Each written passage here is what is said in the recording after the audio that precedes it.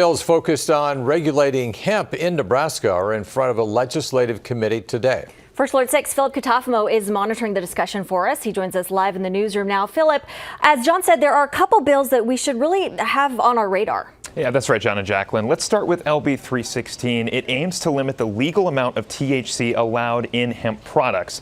Now, lawmakers supporting it say it would cut down on synthetic marijuana substances, which they say have masqueraded as hemp, but are instead stronger than advertised. LB 316 would not put a ban on CBD products or hemp farming. It would also have no effect on the transportation of those products with correct documentation.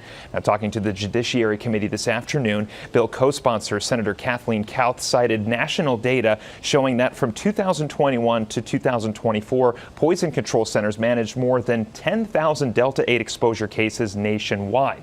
She also said many states like Alaska, Colorado, and Missouri have already banned similar products.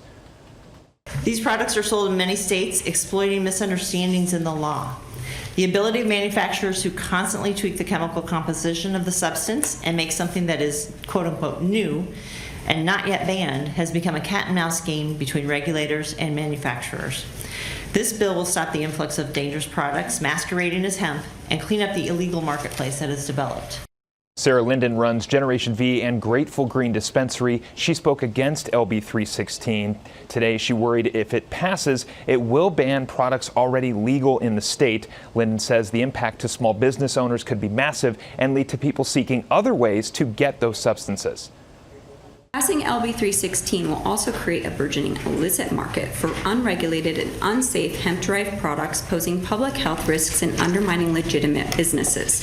The black market has no age restrictions, no manufacturing standards, no quality control, no packaging requirements, and no certificates of analysis to ensure the products are safe.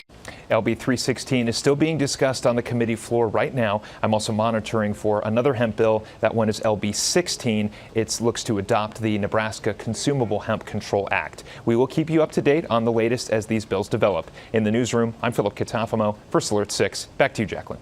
All right, Philip.